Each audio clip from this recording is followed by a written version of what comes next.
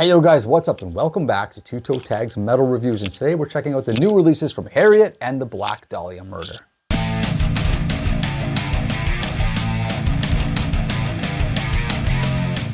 So only two albums today that we're checking out. I mean, other stuff came out, but these are the two that we were kind of like, yeah, obviously Black Dahlia Murder, big ones, that's Servitude. And Heriot, which is I don't know if they're not new, but this is their debut album. It's called Devoured by the Mouth of Hell. And I guess we'll start with that one because we both kind of went, oh, let's check this out. Yeah. This is billed as a metalcore band, but I did not really get a metalcore vibe listening to this. Maybe a little bit, but I honestly don't even know how to genreify them. Like, what is I heard a lot of different weird things in there. There's a lot of different stuff in there, so you'd think, okay, it's kind of here, but it's kind of there, but it's really interesting. So I read a little bit about the band, and apparently, like, they have two vocalists. They have a male vocalist and a female vocalist. They both do harshes. The female vocalist does cleans as well.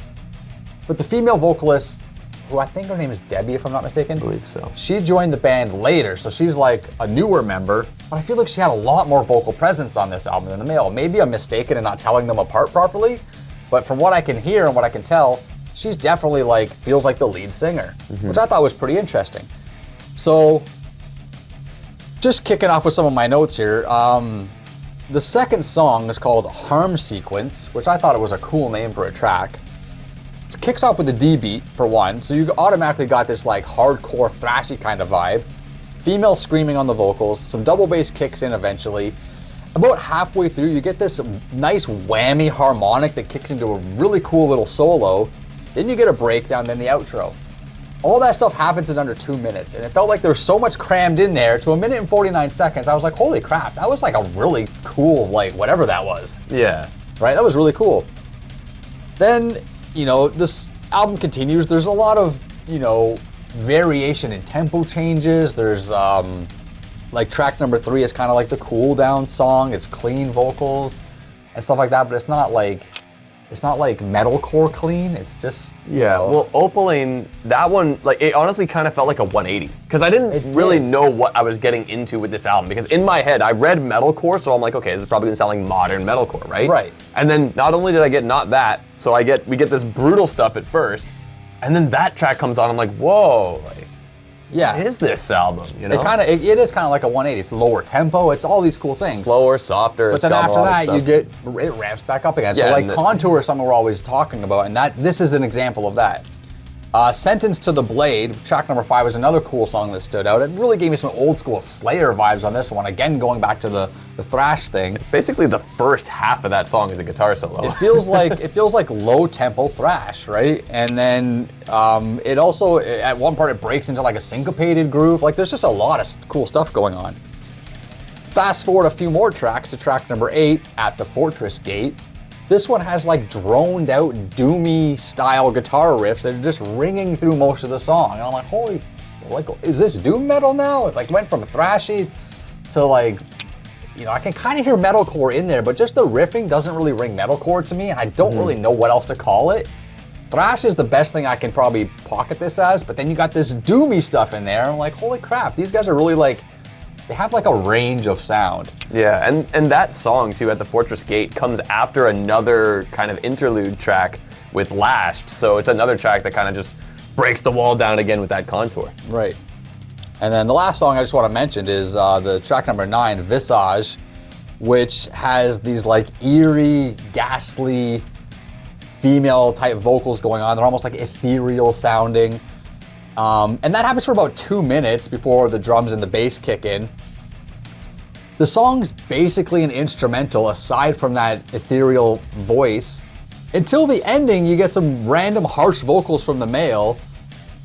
And I just didn't know what to call this song, because it felt 90% interlude and 10% song, but it's almost 4 minutes long.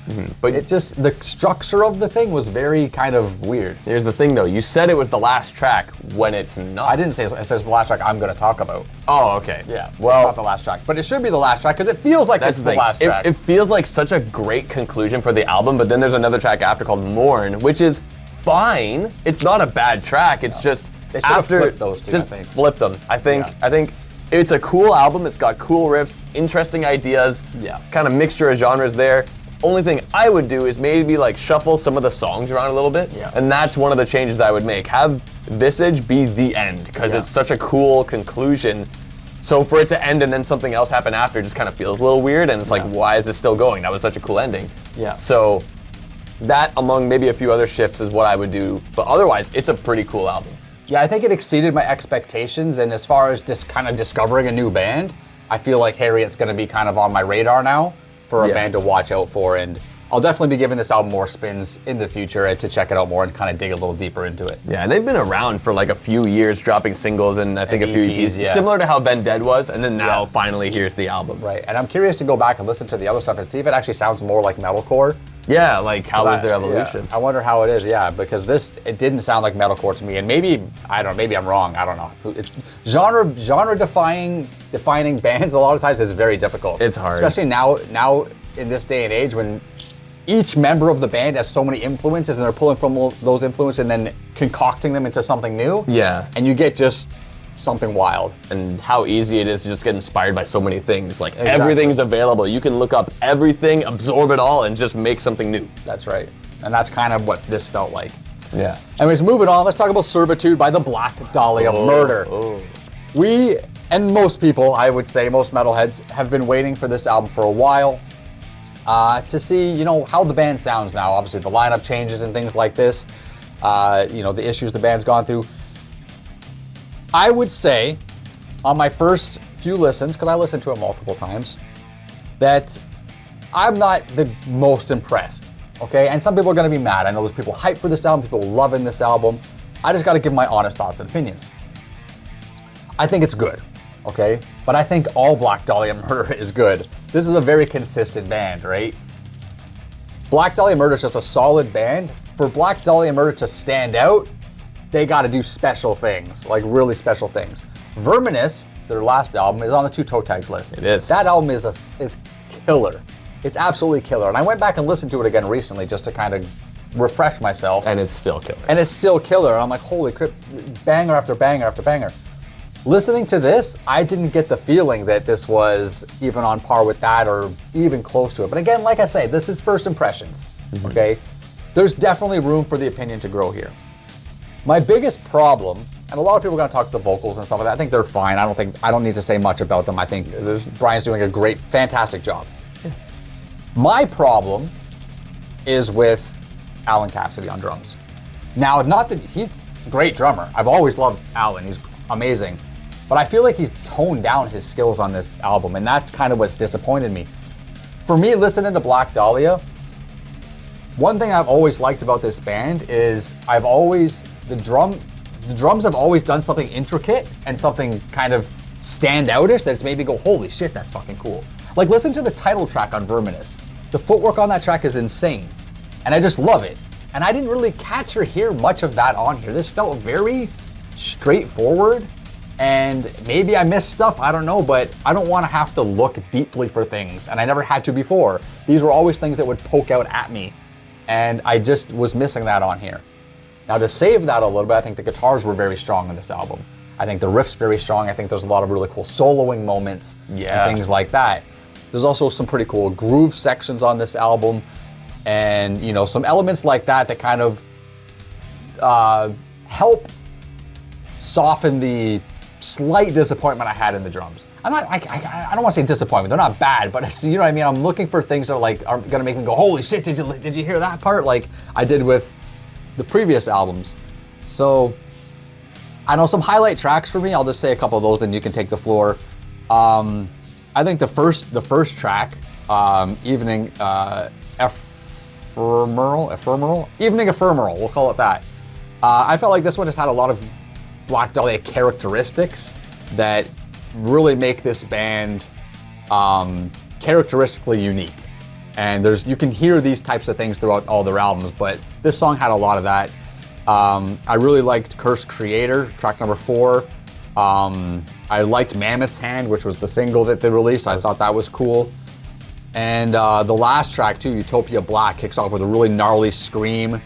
And it's just a really cool song. And I also like how it ends with really calm ocean sounds, like oceans crashing the shore kind of thing. Just a nice, calming, peaceful way to end the album. Really thought it was cool. So there's a lot of cool stuff in there, but just what I was hoping for didn't quite get. I didn't quite get it. So I mean, still, when it comes to expectations, it's kind of hard when they're high. it's hard when they're high. When your expectations are high, one of two things is going to happen. Either they are exceeded and it blows your mind, or even if it's quality, if it doesn't meet those high expectations, it's going to feel like a disappointment. Yeah. Even if it's not actually like disappointing, you know? Yeah. So it's like you still thought it was good, but like the expectation was higher than the quality that you got for today's listening. Right. Now, I kind of felt similar as to what you described for the first 3 tracks. I kind of felt like this is like standard Black Dahlia Murder, but it's not like the magic that I know these guys can produce. Yeah. And then Cursed Creator happened. Now, it's really funny that you specifically use the word intricate when talking about Alan's playing, because I literally wrote exactly that, intricate drumming, in that track. And what I'm referring to is there's a lot of points where he's playing a groove and he's throwing in little things here and there, little kind of fills on a cymbal, little things here. Like, there are small details in his groove that he's throwing in as little spices in what he's cooking. And I think that's really cool. I guess he's known for that, but I noticed it there. And a song like that is where I started thinking, this is what I like from this band. Great stuff, but with cool little moments. The main riff, they play it, and then they go like a step up during the main riff like that. Love that. I thought that was super cool. That, caught my ear, and I thought, whoa, that's super cool. And that's the kind of reaction I want from this band when I listen to them. And that happened throughout almost the entirety of Verminous. Like, majority of that album was doing that. Yeah. So that one had a rad solo as well. So I feel like Cursed Creator is when it really started kicking into high gear. I think Asserting Dominion was a really cool way to come out of the interlude track, which I believe is literally called an interlude. An intermission. But intermission, okay. It's 28 seconds long, and it does exactly what it is meant to do. It's perfect. It does the job. Yeah. I love the triple time thing they got going on. Banger riffs. There's like a mini solo that happens at like the 40-second mark. I'm like, whoa, that's super duper cool. And they got this melodic riff near the end, which I liked, which leads to a solo that ends the track. Awesome. Another one. Mammoth's Hand, I like that one a lot. And I feel like I like it more now in context of the album. Yeah. Because when we reacted, it was cool. But now with the rest of the album, it's even better. I agree. And we've said this in so many of our reactions, context matters. Yeah. We've literally said, cool song, what does it sound like on the album? Yep. Here we are with the album, and it sounds great in context with the rest of the tracks. Right. So there's an example of what we mean when we talk about that in our reactions. That's right. And there's the syncopated part in the B section. I thought that was super cool. Tasteful solo, jammy. So, I can, like, just from day one of listening, I'm already kind of noticing cool things that are really catching my ear, and that's what I really love this band for. They're full of that, and Verminous was a great example of that, and I feel like that's here as well. Did I feel like it was hitting like as many mind-blowing moments as Verminous? No, but we've listened to that album a bunch, and we've only been listening to this a few times in one day so far, right? That's right. But that's going to change, because we're going to spin this album as much as we can for the whole week, and we're going to be back next week to give you guys our full and final review of Servitude by the Black Dahlia Murder. So right now, we'd like you guys to leave your comments down below and let us know what you guys think of these 2 albums as they drop today. Let us know your thoughts on Servitude, and subscribe if you guys are new to the channel. We'll be back next week. I'm Wild Self. I'm TV Fish. See you guys in the next one.